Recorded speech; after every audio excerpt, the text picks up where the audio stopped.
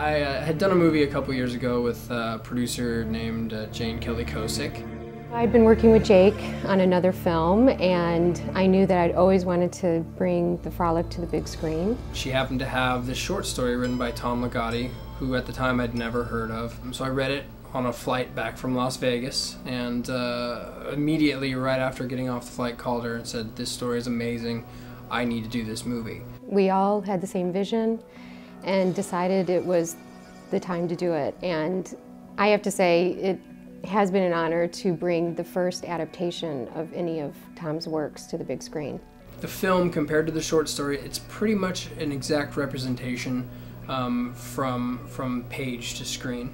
We managed to really work through it and find the heart of the story, and that really is the relationship between the doctor and patient.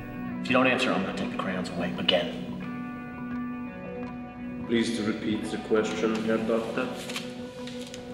The character of John Doe was definitely on my mind. I knew that we needed somebody solid, somebody who could really fall into the character and just make it real. I mean, I think anytime you shoot something where you have a really good script to start, it always gives you a good, you have that really strong starting place. So we went from there for that character. He was locked in, ready to go, and started doing his research. I spent a lot of time just reading the script over and over and over again. Jake, the director, and Michael Burke and I we rehearsed a lot. I mean, a lot for the length, you know, a short film, but we spent a lot of time working it. I mean, he's a creepy character, so in some ways I didn't want to spend a lot of time. I mean, I did a little of my own just imagination on what this kind of guy was like, but when I started picturing some of those things, it's pretty uncomfortable. There's that one shot, which, I mean, this is vain, but that one shot when you, in the thing where I do the creepy face, like that creeped me out. I creeped myself out in that moment. That was kind of a little weird, like, this is weird.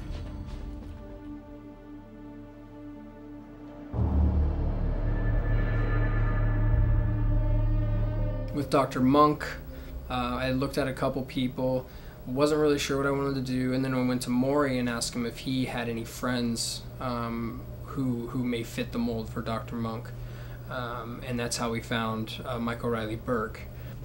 It was really an honor and a privilege to work with Michael Burke. It just, it was fun. It was good. I mean, it's cool because I think when you work with people, you know, you have a shorthand, and he and I have no fear in terms of ego about saying to each other, like, yeah, that was crap, or that one was really good, or hey, let's think about this. And I think when you have that kind of trust with and respect with another actor, it pays off because you don't have to worry about ego. Well, I'm sorry, Doctor. I thought we were friends. I don't make many friends with grown-ups. Just amazed me once we got on the set. I knew it was going to be good. I didn't know really how it was going to go once we started shooting. As you see in the interview scenes, it's pretty much magical between them two. They've known each other for 10, 15 years. They had the connection, the relationship already, and they just kind of sparred back and forth. It was amazing to watch on the monitor. What are you drawing? Here. I made some hot cocoa to help warm up. Thank you. For Leslie Monk, Jennifer Aspin came in. She's a friend of Jane Kosick. Met with her once, knew she could do it, and then I had her and Michael get together and kind of hash it out a little bit, and it worked great. Look, I'm sorry about bringing this home with me. Well, it's the last one, right? Thank God. Michael Riley Burke and Jennifer Aspin were only available to shoot together for one of the nights, and we had to cram every single scene that they were in into that single 12 hours. That was very hard. That took a lot of pre-planning, knowing exactly what shots we needed, what shots we were the frosting for the day. But we rocked it out, did the 12 hours, got them in and out, and made the movie happen. Look, I've been thinking, Before we move, we should go on vacation.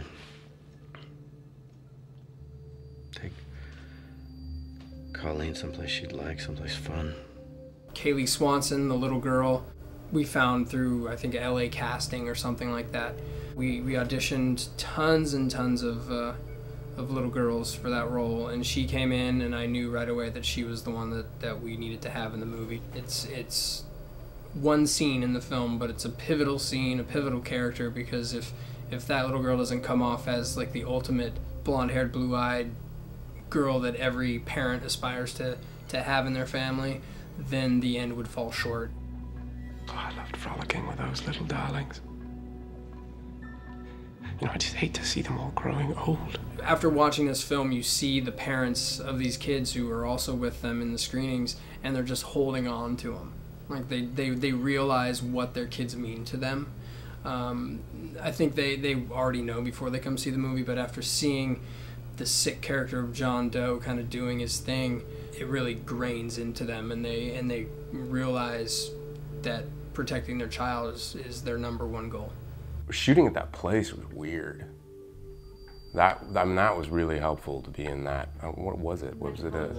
Yeah, I mean, that walking in there, I was like, ooh, this is creepy. There were ghosts there that were very, I think, effective for the ambiance of the shoot. That probably did a lot of work for me alone, just walking in there and then putting that orange jumpsuit on. I was like, you know, it's just sort of like, yee.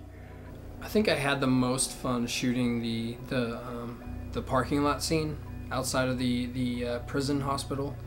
You know, it's dark, it's dreary, and you know, a little spooky and exciting at the same time, because he walks out of the hospital, and you just know something isn't right. Something's lurking around every corner, and you're just along for the ride, and you're just watching him do this. You kind of feel the broodingness of it, and then it just sparks in the mirror, and it just makes you jump.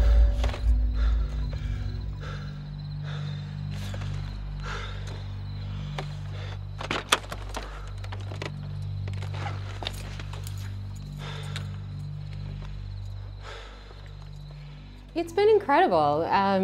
That's what happens when you know it's right, is it feels magical, and everyone is wonderful and kind, and sure, you have your little hiccups along the way, but they're usually surmountable, and that's when you know you have something really special on your hands. Yeah, and where do you go when you frolic? It's a secret place. I bet it's like nothing you've ever seen. It is out of this world. That's where I'm from, Doc. You should see them when they get there. It's beautiful. Frolic, to me, encapsulates life in general. You're sort of frolicking through time, and you have your ups and downs, and so the word itself sort of reflects our journey through life, and to me, that's what John Doe is doing as well, sort of coming down and frolicking through our lives, and meaning a lot more to us, or if he's the darker side.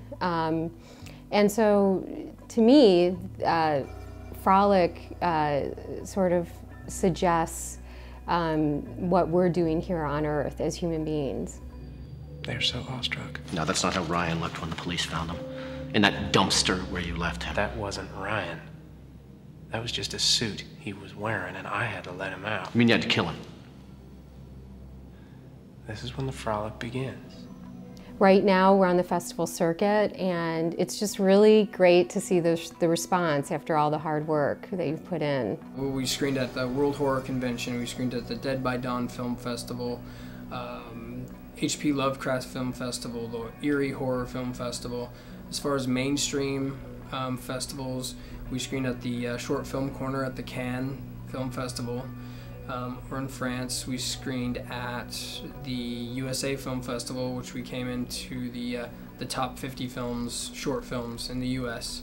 LA Short Film Festival. We do want to make it into a full feature, and so right now we are actively pursuing that. We have an outline for the feature script, and we're taking it out to buyers right now. The tag that we love to say, and I think needs to be said, is that the Frolic is the first movie ever to be made from a Tom Ligotti piece of work.